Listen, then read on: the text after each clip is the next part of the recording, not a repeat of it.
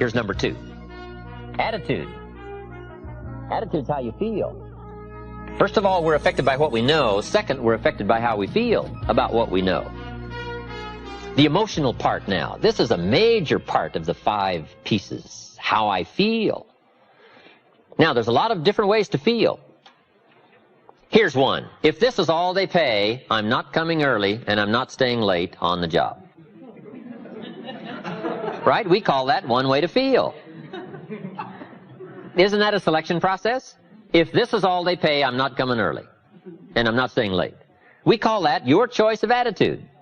Now, do you think that attitude, if you kept it for the next 5 years, would greatly affect your fortunes? The answer is, of course.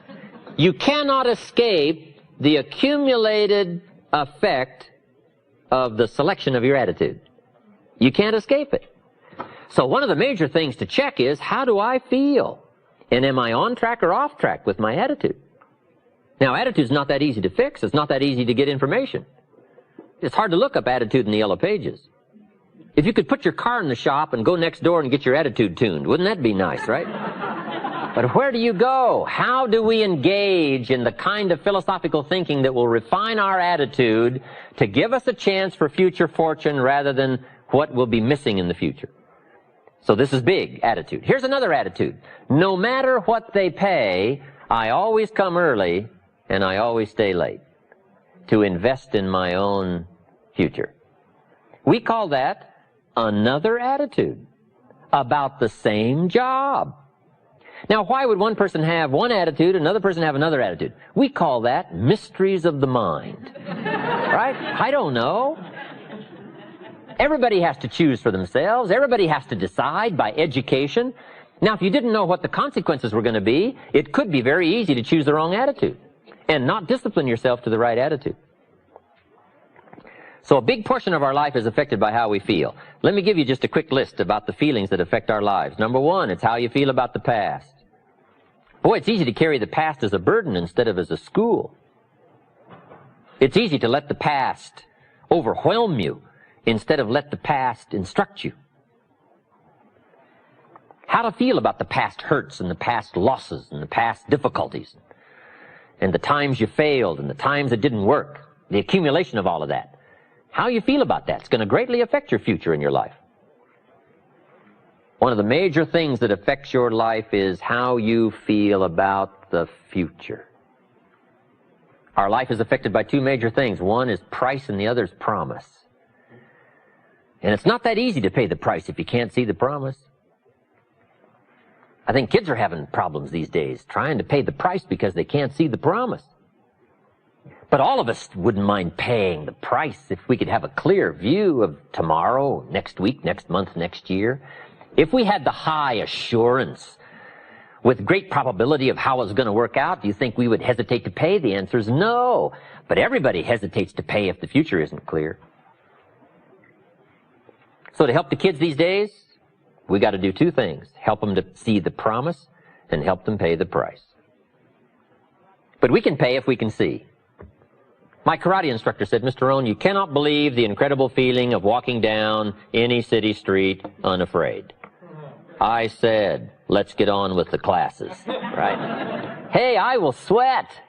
I will put myself through the paces, right? What would we do for an extraordinary promise? Answer, the most unbelievable things. Would you crack the books? Would you burn the midnight oil? Would you engage in the extra thoughts and the extra disciplines if the promise was adequate? And the answer is, of course.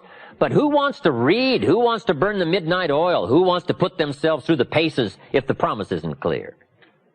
Important, price and promise. Here's number 3. It's how you feel about each other. It's so important. Attitude about society, country, state and city, community, family, enterprise, office, company, corporation, division. It's so important to have a unique understanding about other human beings and what makes a good life, what constitutes a good life. How you feel about each other. I've got a good phrase for you. You can't succeed by yourself. So to have a unique, refined sense of appreciation for each other is prerequisite. It takes each other to build a society. It takes all of us to build a country, to build a nation. It takes all of us to build a community. Key phrase, you can't succeed by yourself. I gave a speech not long ago to the Rotary Club of Culver City, California, and I was unusually affected by the Pledge of Allegiance that day. Big, strong voices. It's a big, strong club. And it was going through my mind the next few days, the Pledge of Allegiance. And the more I thought about it, the more I thought, what an important key document, right? The Pledge of Allegiance. And so I started writing, and I wrote a discourse on the Pledge of Allegiance. I took each key word and did a little summary for our Tape of the Month Club. Wow, the Pledge of Allegiance is unique. It starts with I and ends with all. The pledge starts with I and ends with all. It takes all of us to make any one of us successful. And a unique, refined appreciation of the all of us is what makes the I of us do much better. That appreciation of society. It takes all of us to make a market. We need each other's ideas and inspiration. And once you have that sense of appreciation of the all of us, now you and your place and your possibilities and your opportunities now start to really soar when you understand how important it is within the framework of the all of us. So you can't succeed by yourself. It's hard to find a rich hermit. Right? Now here's the big biggie. It's how you feel about yourself. That's major. Understanding self-worth is the beginning of progress. How valuable are you? What could you do if you had all the skills? If you took the extra classes and burned the midnight oil, what could you do? What true value could you become? That is one of the better exercises. What could I become in terms of value?